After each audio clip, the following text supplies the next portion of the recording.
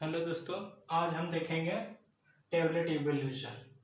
Tablet evolution का मतलब होता है टेबलेट का मूल्यांकन करना। जैसे कि हम जानते हैं कि जब हम इंडस्ट्री में प्रोडक्ट बनाते हैं, जैसे टेबलेट बना है, तो इसका मार्केट में लाने से पहले हम इसका मूल्यांकन करेंगे कि जिस पर्पस के लिए हम टेबलेट बनाए हैं, जो जो कंपोनेंट यूज किए हैं, जितने अमाउंट में कंपोनेंट यूज किए हैं वो उतना अमाउंट में है या नहीं है। इसी को चेक करने के लिए हम एक इवोल्यूशन टेस्ट करते हैं। जैसे टेस्ट का जो इवोल्यूशन होता है वो जनरली दो टाइप से हम देख सकते हैं। एक होता है नॉन ऑफिशियल, एक होता है ऑफिशियल टेस्ट। नॉन ऑफिशियल मतलब जो स्पेशल फार्माकोपिया के द्वारा नहीं होता है, लेकिन अगर वो ऑफिशियल फार्माकोपिया किसी भी कंट्री का हो, अगर उसके द्वारा किया जा रहा है तो उसको कहते हैं ऑफिशियल। और अगर वो फार्माकोपिया में सबमिट नहीं है तो उसको कहते हैं नॉन ऑफिशियल। तो नॉन ऑफिशियल में कौन कौन सा है? पहला है ऑर्गेनोलेप्टिक, हार्डनेस और फ्राइबिलिटी। फ्राइबिलिटी की अगर हम बात करें तो ये यूएसपी में ऑफिशियल है, बट बीपी और आईपी मतलब ब्रिटिश फार्माकोपिया और इंडियन फार्माकोपिया में नॉन ऑफिशियल है। तो हम सबसे पहले देखते हैं ऑर्गेनोलेप्टिक में। तो ऑर्गेनोलेप्टिक में आता है जनरल अपीयरेंस और साइज एंड शेप। तो जनरल अपीयरेंस में हम क्या देखेंगे? जनरल अपीयरेंस में देखेंगे कि इसका कलर, तो टेबलेट का जो कलर है वो यूनिफॉर्म है कि नहीं है। अगर इस टेबलेट का कलर यूनिफॉर्म नहीं है तो उसको हम कहते हैं मोल्टिंग, ठीक है। और इसको हम पता लगाने के लिए रिफ्लेक्ट स्पेक्ट्रोफोटोमीटर का यूज करते हैं, ठीक है। उसी तरह साइज एंड शेप, साइज, इसका जो साइज और शेप है उसमें अगर कोई दिक्कत है तो वो दिक्कत हमें स्टैंडर्ड शेप लेस देन और मोर देन 5% से ज्यादा नहीं होनी चाहिए। अगर इससे ज्यादा है तो हमारा टेबलेट डिफेक्टिव है, इसे डिस्कार्ड या फिर से इसमें कह सकते हैं कि जो एक सही तरीका उसमें हम इम्प्लीमेंट करेंगे, ठीक है।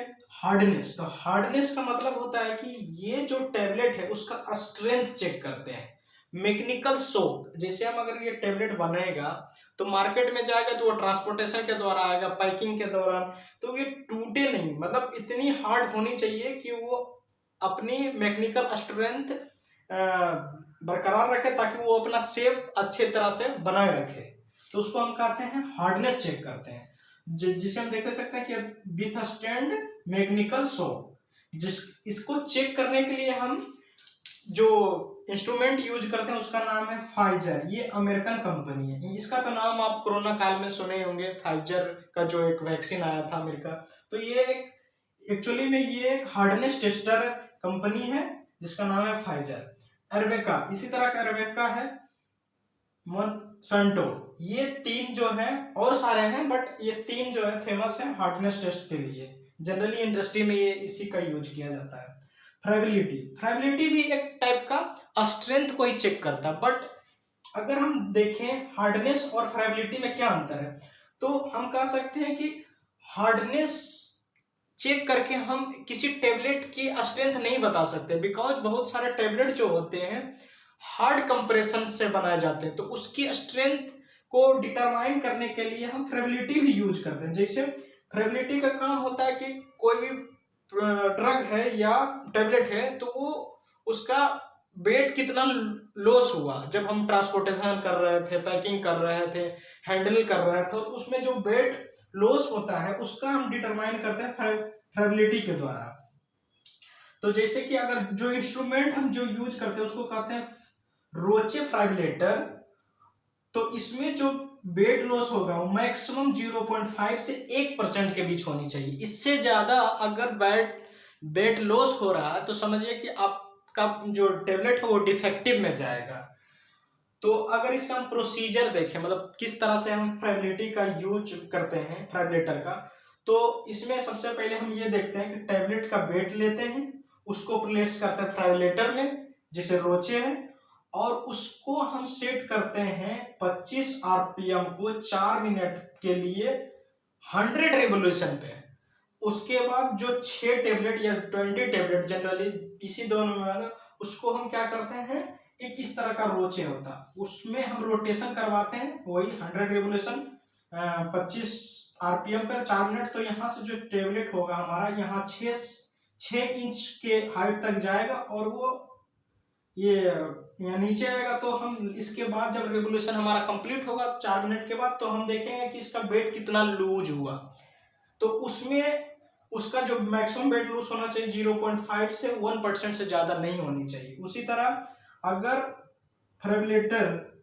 फ्रेबिलिटी अगर इंक्रीज कर रहा है तो उसका बेड मतलब जो हम फ्रेबिलिटी निकालेंगे, अगर उसका परसेंटेज इंक्रीज कर रहा है तो मतलब उसका बेड लॉस कम होगा। कैसे होगा तो हम देखते हैं, इसका फॉर्मूला है यहाँ पे।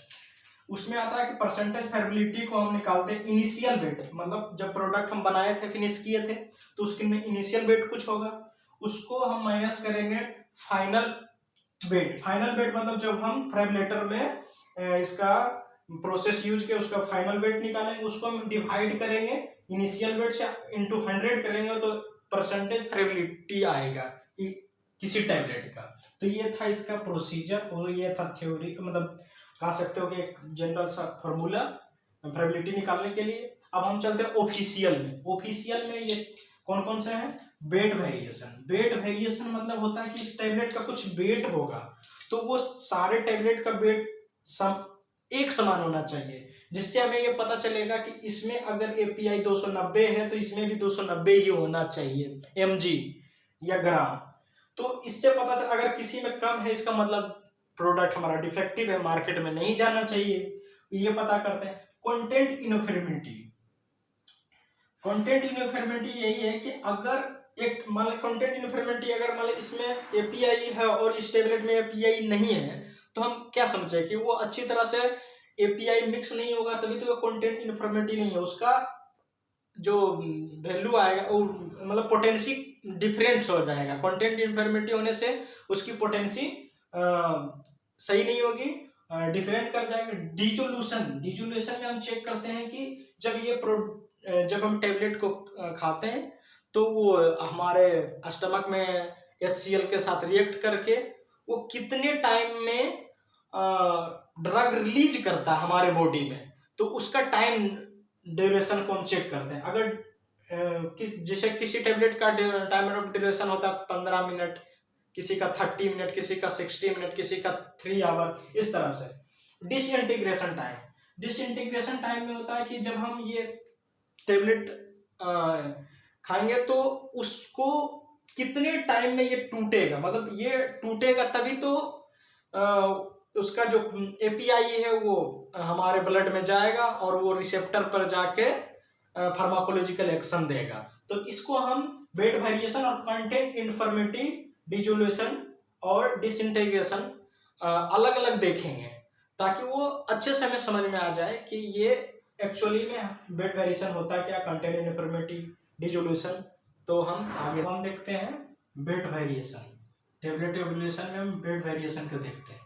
तो वेट वेरिएशन में हमें वेट वेरिएशन होता क्या है ये देख लेते हैं। तो ये क्या करता है कि here to ensure that a tablet contains proper amount of drug, मतलब जो टेबलेट है उसमें प्रॉपर अमाउंट में ड्रग है या नहीं है, उसको हम टेस्ट कैसे करते हैं? वेट वेरिएशन के द्वारा।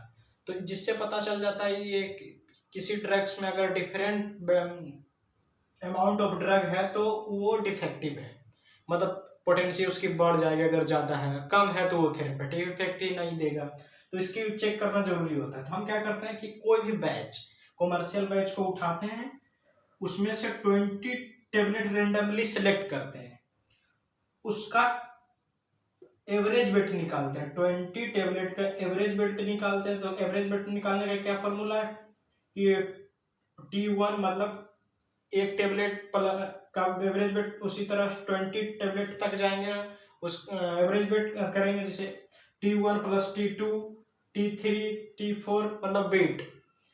T1 is equal to tablet weight of 1 tablet, उसी तरह T20 is equal to tablet weight of 20 tablets divide by 2। तो अगर हमें ये निकल गया क्या, एवरेज वेट निकल गया। सपोज दैट कि अगर ये 295 आया हमारा, उसका एवरेज वेट 295 आया, तो ये किस कैटेगरी में आएगा? इसका एक आईपी स्टैंडर्ड है उसके अनुसार से हम सेलेक्ट करते हैं। जैसे आईपी सबका अलग, जैसे आईपी और यूएसपी मतलब फार्माकोपिया के अनुसार कि ये कहता है कि अगर कोई टेबलेट 25 mg से कम का है तो उसमें जो वेट वेरिएशन होनी चाहिए वो 10% ज्यादा और 10% कम, मतलब ±10% होनी चाहिए। उसी तरह यूएसपी कहता है कि अगर कोई टेबलेट 130 mg और लेस है तो इसका वेट वेरिएशन 10% से ज्यादा और 10% से कम, ये ±10% से ज्यादा नहीं होनी चाहिए। तो ये आईपी और यूएसपी की तरह उसी तरह 85 to 250 के बीच में अगर है तो उसमें वेट वेरिएशन जो होगा 7.5 होगा प्लस माइनस। अगर कोई टेबलेट जिसका वेट 250 mg से ज्यादा है तो उसमें वेट वेरिएशन आईपी के अकॉर्डिंग ±5%, इससे ज्यादा नहीं होनी चाहिए। तो ये हमारा किसमें आया 295, मतलब 250 से ज्यादा में आया तो इसमें वेट वेरिएशन मैक्सिमम कितना होना चाहिए 5% होनी चाहिए। तो हम वेट वेरिएशन का फॉर्मूला लगाते हैं कि average weight into wait variation जितनी होनी चाहिए वो बाय 100। तो जब हम इसको कैलकुलेट करेंगे तो ये 40 के आसपास आएगा। उसमें हम एक और निकालते हैं अपर लिमिट और लोअर लिमिट निकालते हैं कि ये कितना वेरी कर सकता है अपर।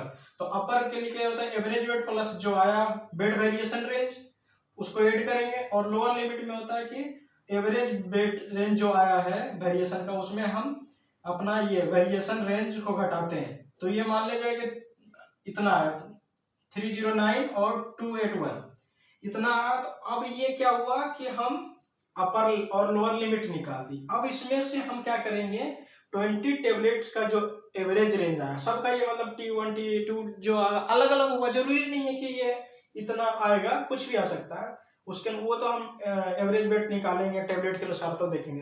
तो उसमें से हमें इंपॉर्टेंट बात ये देखनी है कि उसमें से 2 टेबलेट जो 20 टेबलेट लिए थे उसका एवरेज वेट में 2 टेबलेट का जो एवरेज वेट होगा वो ना तो अपर लिमिट से ज्यादा होनी चाहिए ना लोअर लिमिट से कम होनी चाहिए। अगर ये बीच के रेंज में है तो हमारा वेरिएशन वेट वेरिएशन टेस्ट जो है पास होगा, अदरवाइज ये वेट वेरिएशन फेल हो जाएगा, हमारा बैच इनकम्प्लीट हो जाएगा।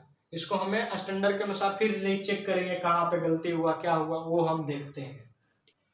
अब हम देखते हैं कंटेंट यूनिफॉर्मिटी, मतलब टेबलेट में जो कंटेंट होता है एपीआई का उसका यूनिफॉर्मिटी देखेंगे कि वो सिमिलर है डिसिमिलर, मतलब कि टेबलेट की पोटेंसी चेक करेंगे।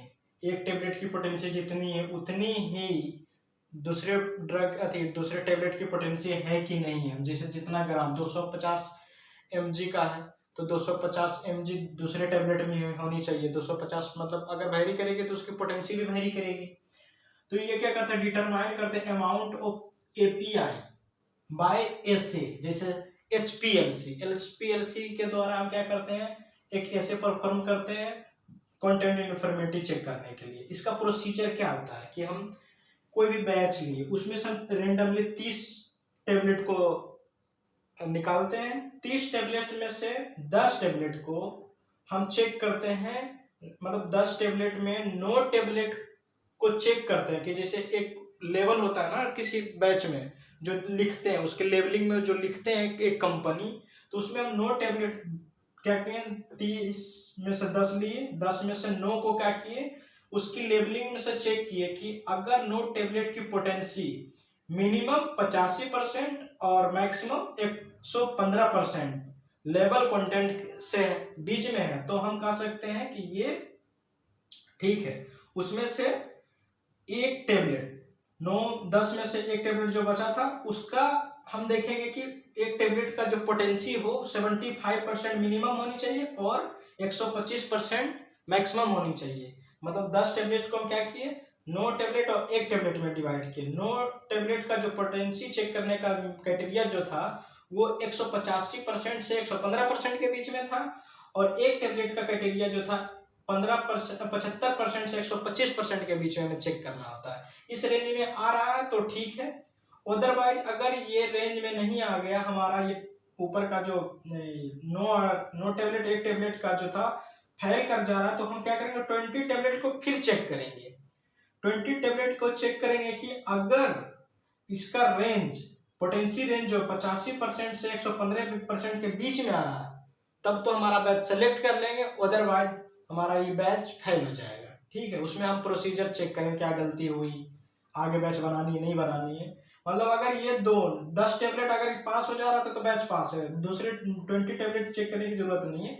लेकिन अगर ये फेल कर रहा है तो इसको हम चेक जरूर करेंगे, 20 टेबलेट को, जो 30 में से 20 टेबलेट था, जिसमें 85 से 115% के बीच में इसकी रेंज, पोटेंसी रेंज आनी चाहिए।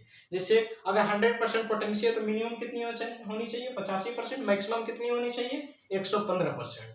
ये था इसकी कंटेंट इन्फॉर्मेटिव टेस्ट।